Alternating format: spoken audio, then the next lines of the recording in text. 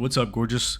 Today we're going to talk about a lot of crazy things that happened on live TV that shocked the world and may shock you if you haven't seen them yet.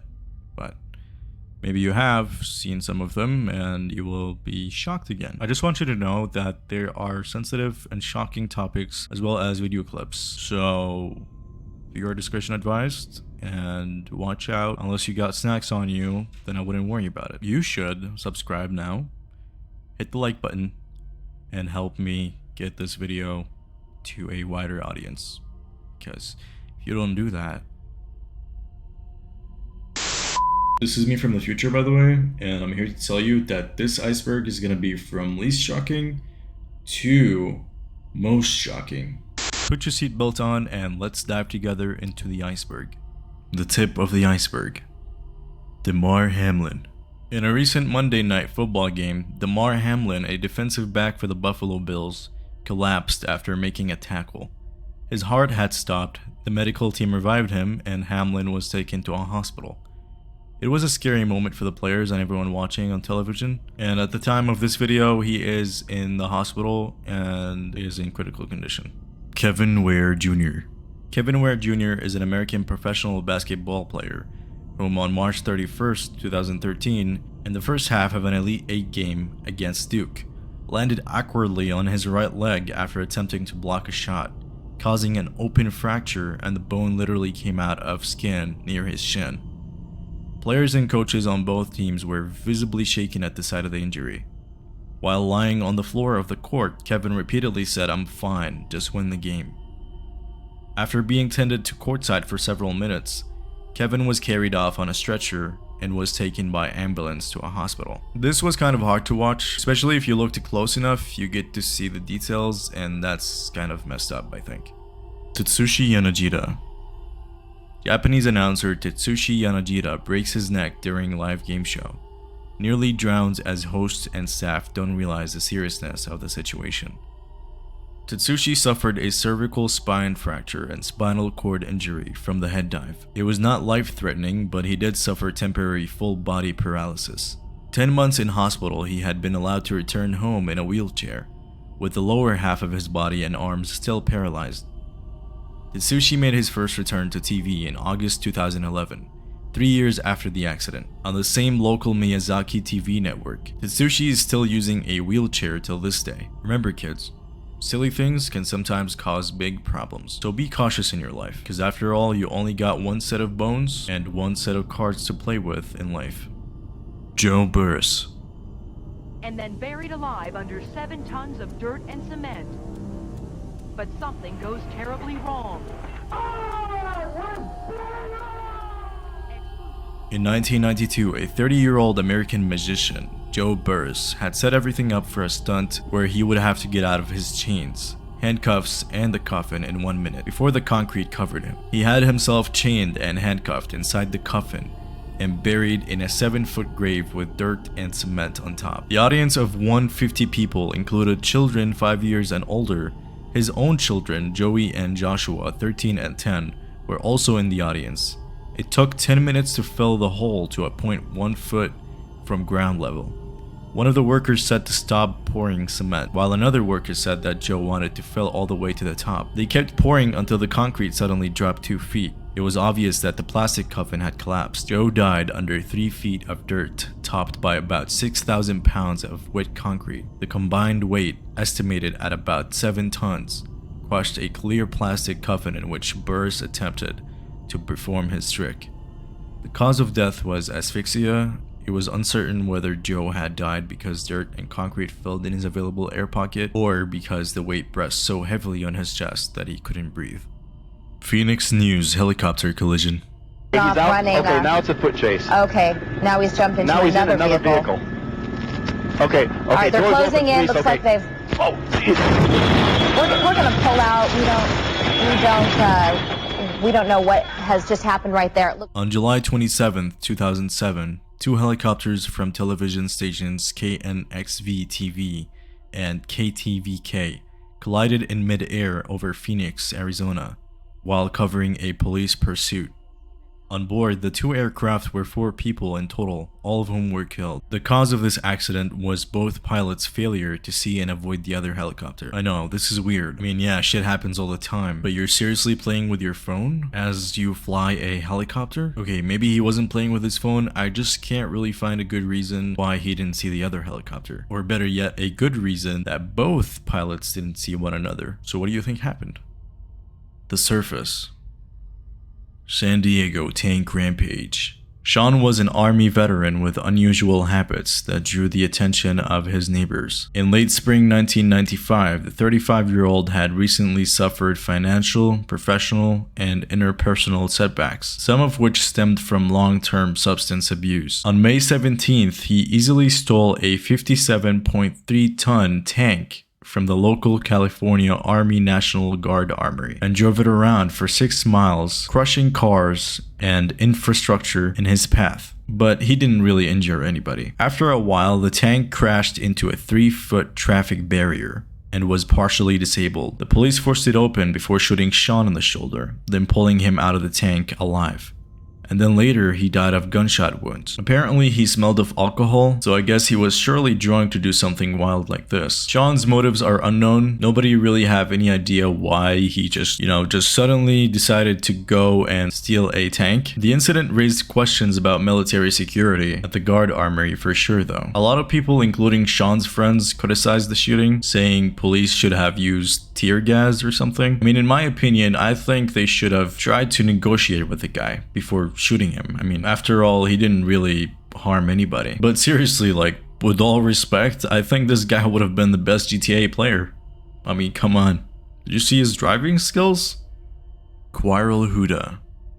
Quirrell Huda was an Indonesian professional soccer player and civil servant. He was 38 at the time and was married and had 2 children. In a match in 2017, Quirrell Huda collided with teammate Ramon Rodriguez while trying to collect the ball from an opponent and was struck in the chest. Paramedics immediately gave him sideline emergency treatment. A paramedic said that after the incident, he was still conscious and complained of a chest pain, but his condition soon relapsed and he later died from his injuries in a local hospital. According to a doctor in the local hospital, he suffered a collision on his chest and lower jaw, which caused hypoxia that ultimately led to his death. Moreover, due to severe injuries, he might have also experienced trauma to his head, neck, and chest. I was always scared of the thought of a ball hitting my face while playing soccer, when I was a kid at least, and I thought it's the worst thing you could go through, but I guess I was wrong. A lot can go bad in many ways possible. Shit happens, like I said earlier.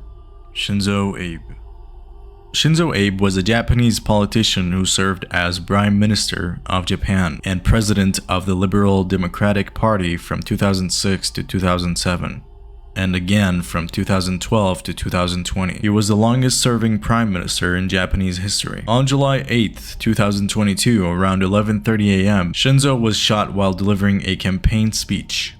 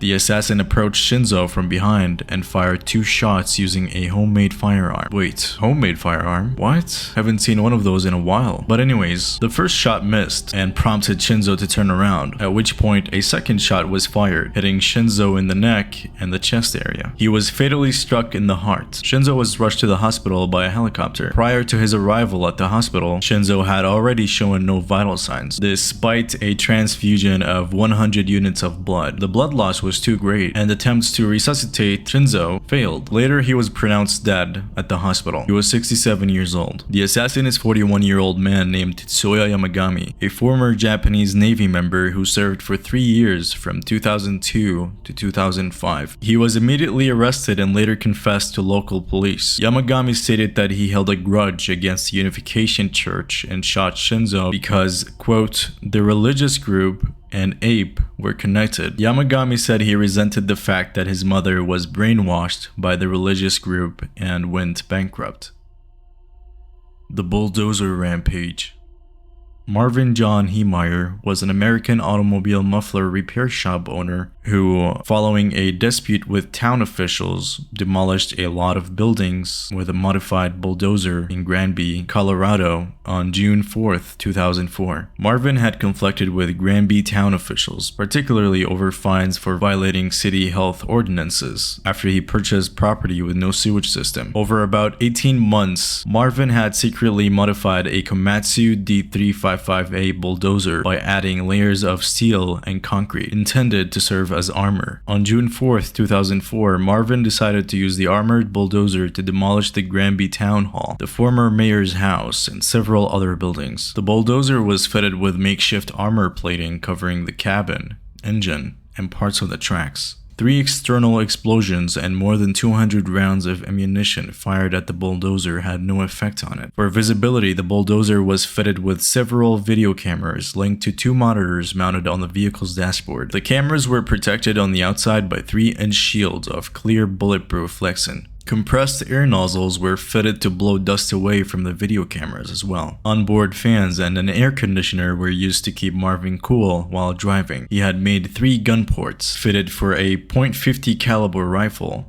a .308 caliber semi-automatic rifle, and a .22 caliber rifle, all fitted with a 1/2 inch thick steel plate. Isn't that crazy? This guy literally thought of everything. A whole ass air conditioner and fans to keep him cool while driving, air nozzles to blow the dust away from the video cameras? I mean, come on, this guy is actually smart. I don't think he forgot a single thing. Marvin's rampage concluded with his after his bulldozer became trapped in the basement of a hardware store he had been in the process of destroying. Marvin recorded 3 audio tapes explaining his motivation for the attack. He mailed these to his brother shortly before stepping into his bulldozer and going on a rampage. In the recordings, he said things such as, "God built me for this job," and, quote, "It was God's plan that he not be married or have a family so that he could be in a position to carry out such an attack." And then finally, in some of the notes they found, he had written things like, quote, "I was always willing to be reasonable until I had to be unreasonable," as well as, "Sometimes reasonable men must do unreasonable things."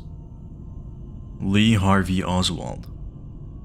Lee Harvey Oswald was a U.S. Marine veteran who assassinated John F. Kennedy, the 35th President of the United States, on November 22, 1963. On Sunday, November 24th, detectives were escorting Lee through the basement of Dallas Police Headquarters towards an armored car that was to take him from the city jail. At 11:21 a.m., Dallas nightclub operator Jack Ruby approached Lee from the side of the crowd and shot him once in the abdomen at close range.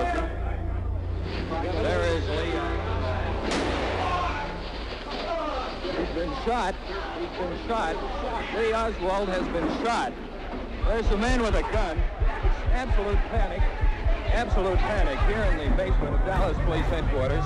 The detectives have their guns drawn. There is no question about it. Oswald has been shot at point-blank range, fired into his stomach. He is shot. Oswald. It is Oswald. Was that the man that shot the man, or do you know? That is the man that shot the man. An unconscious Lee was taken by ambulance to the hospital. the same hospital where Kennedy was pronounced dead 2 days earlier. Lee died at 1:07 p.m. Examination found that the bullet entered Lee's left side in the front part of the abdomen and caused damage to his spleen, stomach, kidney, liver, diaphragm, and 11th rib before coming to rest on his right side. Ruby later said he had been distraught over Kennedy's death and that his motive for killing Lee was, quote, saving Mrs. Kennedy the discomfort of coming back to trial. Ruby was found guilty of murdering Lee, and so he was sentenced to death. The body. Ayrton Senna. Ayrton Senna da Silva was a Brazilian racing driver who won the Formula 1 World Drivers' Championship in 1988, 1990, and 1991. Ayrton is one of 3 Formula 1 drivers from Brazil to win the World Championship and won 41 Grand Prix and 65 pole positions, with the latter being the record until 2006. Ayrton is considered by media, commentators, and fans to be one of the greatest F1 drivers in the history of the sport. In the 1994 San Marino Grand Prix, Ayrton rounded the high-speed Tamburello corner on lap 7. His car left the racing line at around 307 km/h, ran in a straight line off the track, and hit the concrete retaining wall at around 233 km/h. The right front wheel and suspension are believed to have been sent back into the cockpit, striking Ayrton on the right side of his helmet, forcing his head back against the headrest. A piece of upright attached to the wheel had partially penetrated his helmet and made a large indentation in his forehead. In addition, it appeared that a jagged piece of the upright assembly had penetrated the helmet visor just above his right eye. Ayrton sustained fatal skull fractures, brain injuries, and a ruptured temporal artery, a major blood vessel supplying the face and the scalp. Within 2 minutes of crashing, Ayrton was extracted from his race car by his medical team. The initial treatment took place by the side of the car, with Ayrton having a weak heartbeat and significant blood loss from his temporal artery being ruptured. At this point, Ayrton had already lost 4.5 liters of blood, constituting 90% of his blood volume. Because of Ayrton's grave neurological condition, the medical team decided to do a surgery on site, and then requested the immediate airlifting of Ayrton to the hospital, which then later he was pronounced dead at the hospital. Tommy Cooper.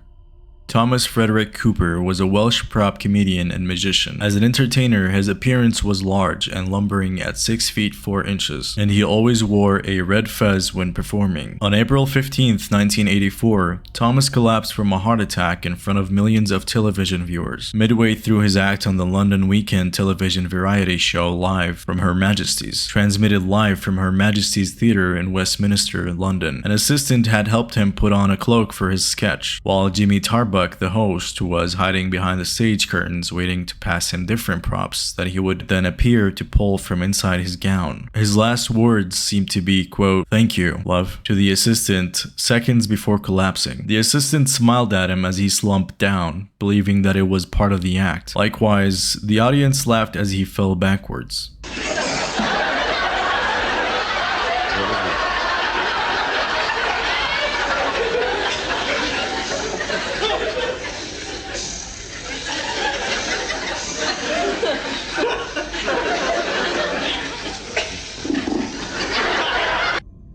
As Thomas lay dying on the floor, the audience continued to laugh at him, believing it was part of an act. Thomas then began snorting and snoring, and then died after. It makes me wonder if he could hear the audience laughing during his last breath. I'm not sure if I would be happy knowing that my audience are laughing at me while I'm dying. He did die doing what he loves though, and maybe hearing his audience laugh actually made him happy in his last moment.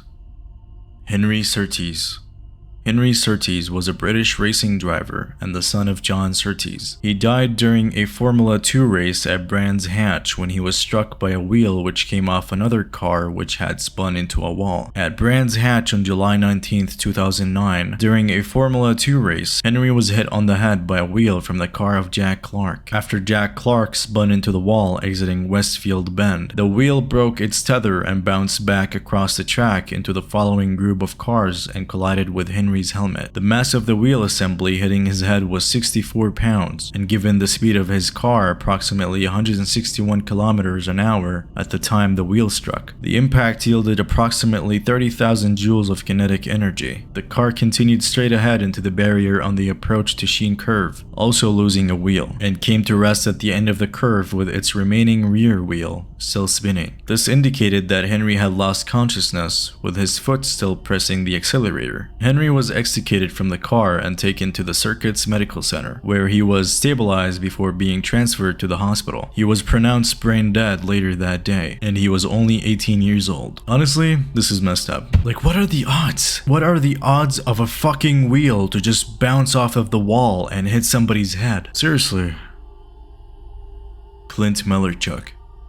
Clint Malarchuk is a Canadian former professional ice hockey goaltender who played in the National Hockey League between 1981 and 1992. He has been a coach for 4 NHL teams and 2 minor league teams, most recently the Calgary Flames. During a game between the visiting St. Louis Blues and Clint's Buffalo Sabres on March 22, 1989, Steve Tuttle of the Blues and Uwe Krupp of the Sabres crashed hard into the goal crease during play. As they collided, Tuttle's skate blade hit the right front side of Clint's neck, severing his carotid artery and partially cutting his jugular vein. With blood gushing out of Clint's neck onto the ice, he was still able to leave the ice on his own feet with the assistance of his team's athletic trainer. Many spectators were physically sickened by the sight. The excessive amount of blood that Clint lost caused 11 fans to faint, 2 more to have heart attacks, and 3 players to vomit on the ice. Clint, meanwhile, believed that he was going to die, saying, quote, "All I wanted to do was get off the ice. My mother was watching the game on TV and I did not want her to see me die." He also had the equipment manager call and tell her he loved her, and then he asked for a priest. Clint's life was saved due to quick action by the Sabres athletic trainer, Jim, a former US Army combat medic who served in the Vietnam War. He gripped Clint's neck and pinched off the vein, not letting go until doctors arrived to begin stabilizing the wound. He led Clint off the ice, then applied extreme pressure by kneeling on his collarbone. Clint lost about 1.5 liters of blood, which is a lot, to be honest. Like a whole ass bottle of this is 1.5 liters a bottle. Like, imagine you're losing this much blood? That's crazy. Anyways, it took doctors a total of 300 stitches to close the 6 inches wound, and just like that, he was back on ice in 10 days. Abyss. Nasubi. Nasubi was abused physically and mentally for entertainment. In 1998, Nasubi was challenged to stay alone, unclothed, in an apartment for Suzuno Denpa Shonen, a Japanese reality TV show. He was challenged to enter mail-in sweepstakes until he won about $10,000 in total, but he started with nothing, including no clothes, and was cut off from outside communication and broadcasting, and had nothing to keep him company except the magazines he combed through for sweepstakes entry forms. Nasubi lived in front of the camera, with only the possessions he won via the sweepstakes, save for basic utilities such as running water, heating, and electricity, and the stacks of postcards and magazines required for entering the sweepstakes. Nasubi believed that he was being recorded and the show would be rebroadcast later once the footage had been gathered. In reality, the experiment was being live streamed, with footage compiled and re-aired each week. At first, he received no food at all, drinking only water and losing weight. Eventually, he won some sugary drinks from his sweepstakes entries. Later on, he won a bag of rice, but having not won any pots or containers with which to heat it or cook it, he was forced to eat it raw. However, dog food became his primary food source for some time after running out of rice. After winning a stuffed toy in a sweepstake, he carried on conversations with it as his sensei, as it was his only sort of interaction. After winning a set of 4 car tires worth around $650 and some other things like a PlayStation, he closed upon his goal, which he finally achieved with a bag of rice, 335 days after starting. After being informed of his victory, he was given back his clothes and blindfolded, and taken to a surprise location. Nasubi happily went along, thinking he was going to get a special prize for his year of hard work. After they removed his blindfold, he found himself in South Korea. He was given a day at an amusement park, where he was able to enjoy Korean food and ride on the park's multiple attractions. However, However, after finishing, he was taken to more apartments back and forth to compete in more games. And then when he finally had won enough to return to Japan, he was blindfolded, clothed, and taken to another apartment in Japan. When the blindfold was removed, he looked around and instinctively he took his clothes off, expecting to continue the challenge. However, the walls of the apartment fell away to reveal that he was actually in a TV studio with a huge live audience. Nasubi was confused by this because he thought the show had not yet been broadcast. The entire ordeal lasted about 15 months, during which time his diaries on his experience of being locked away from the outside world became a bestseller in Japan, and the TV show broke all records with 17 million viewers each Sunday night. Honestly, I'm surprised there's no justice for this. Like, how is it okay that 17 million people watching a person getting abused, barely eating or drinking or anything, and naked on live TV? Like, what are you guys doing? What the fuck are you thinking? Hello? Space Shuttle Challenger. At 11:38 a.m. on January 28, 1986, the Space Shuttle Challenger lifts off from Cape Canaveral, Florida, and Krista McAuliffe is on her way to becoming the first ordinary U.S. civilian to travel into space. Krista, a 37-year-old high school social studies teacher, won a competition that earned her a place among the 7-member crew of the Challenger. She underwent months of shuttle training, but then, beginning January 23, was forced to wait 6 long days as the Challenger's launch countdown was repeatedly delayed because of weather and technical problems. Finally, on January 28, the shuttle lifted off. 73 seconds later, hundreds on the ground, including Krista's family, stared in disbelief as the shuttle broke up and exploded in front of millions more watching the horrible tragedy unfold on live television. Cleared the tower. All the communications between the shuttle and mission control indicated everything was going fine. There was a sense of relief that the much-delayed flight was finally underway. Engines at 65%, 3 engines running normally, 3 good fuel cells, 3 good APUs. Engines throttling up, 3 engines now at 104%. Challenger, go at throttle up. Roger, go throttle up. It happened just over 1 minute into flight. 1 minute 15 seconds, velocity 2,900 feet per second, altitude 9 nautical miles, downrange distance 7 nautical miles.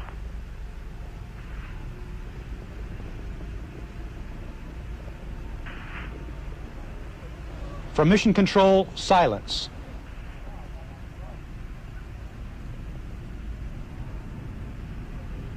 Then the bland, chilling report. We have a report from the flight dynamics officer that the vehicle has exploded. Flight director confirms that. We are looking at checking with the recovery forces to see what can be done at this point.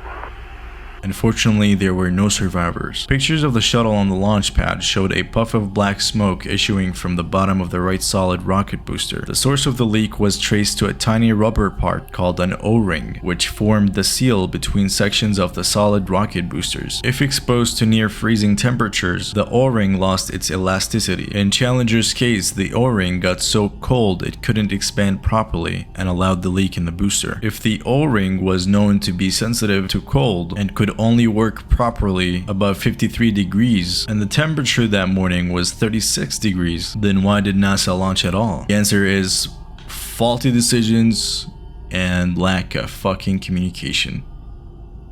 The hijacking of Bus 174.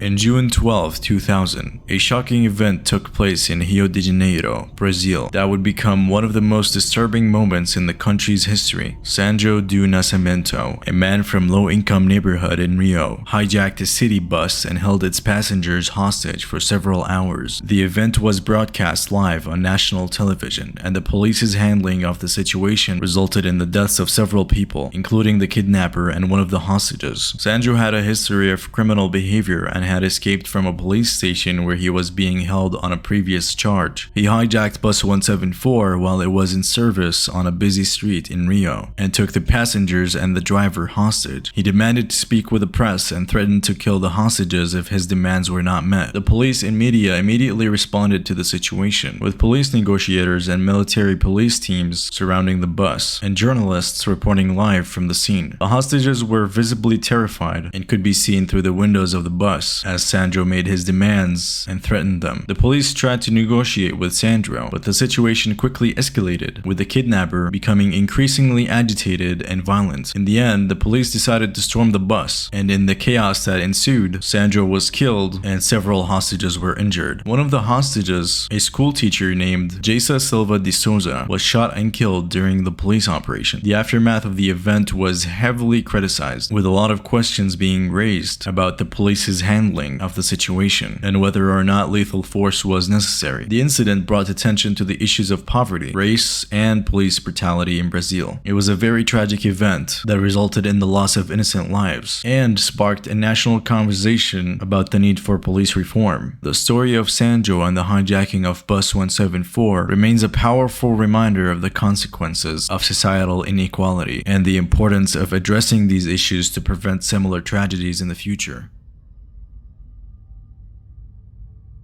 The Dark Abyss. Grenfell Tower. On June 14, 2017, a high-rise fire broke out in the 24-story Grenfell Tower in North Kensington, West London, and burned for 60 hours. About 74 people died, with more than 70 injured and 223 escaping. Do you want to know why the fire started? The fire was started by an electrical fault in a fridge on the 4th floor. Yes, I know. A fucking fridge is the reason why more than 70 people died, 70 injured, and the death of Grenfell Tower. The fire spread rapidly up the building's exterior, bringing flame and smoke to all residential floors, accelerated by dangerously combustible aluminium composite cladding and external insulation, with an air gap between them enabling the stack effect. The dead included many children, and the youngest of those known killed was a 6-month-old girl. 9/11. 19 hijackers that were part of the Al-Qaeda terrorist organization smuggled box cutters and knives through security at airports in Boston, Washington, and Newark, New Jersey. They boarded 4 early morning flights. The planes were loaded with fuel for the long transcontinental journey. Soon after the takeoff, the terrorists commandeered the 4 planes and took the controls, transforming ordinary passenger jets into guided missiles. Jules, this is Ryan. Lives on an airplane that's been hijacked. If things don't go well, it's not looking good. I just want you to know I absolutely love you. I want you to do good. So have a good time.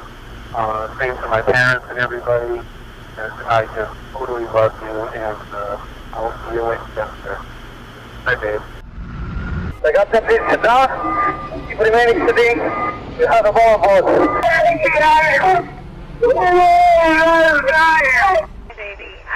baby, you have to listen to me carefully. I'm on a plane that's been hijacked. I'm on the plane. I'm calling from the plane. I want to tell you I love you. Please tell my children that I love them very much. And I'm so sorry, babe. I hope to be able to see your face again, baby. I love you. Bye. September 11th, 2001, at 8:45 a.m. On a Tuesday morning, the first plane loaded with 20,000 gallons of jet fuel crashed into the North Tower of the World Trade Center in New York City. It left a massive burning hole near the 80th floor of the 110-story skyscraper, instantly killing hundreds of people and trapping hundreds more in higher floors, while others were literally jumping to their deaths rather than to face the infernos. Sean, it's me. I just want to let you know I love you, and I'm stuck in this building in New York. There's lots of smoke, and I just wanted you to know that I love you always. At number 2 World Trade Center, right?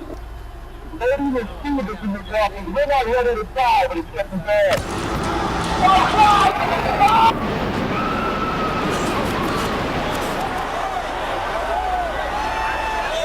I'm on the 83rd floor. I'm gonna die, aren't I? No.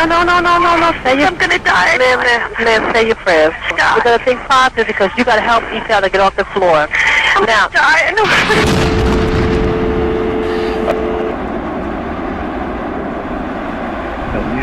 People at first thought it was nothing but an accident, and television cameras broadcasted live images of what initially appeared to be a freak accident as well. But then about 17 minutes after the first plane hit, a second plane appeared out of the sky and turned sharply toward the World Trade Center and sliced into the South Tower near the 60th floor, which only then it was obvious that it was a planned attack.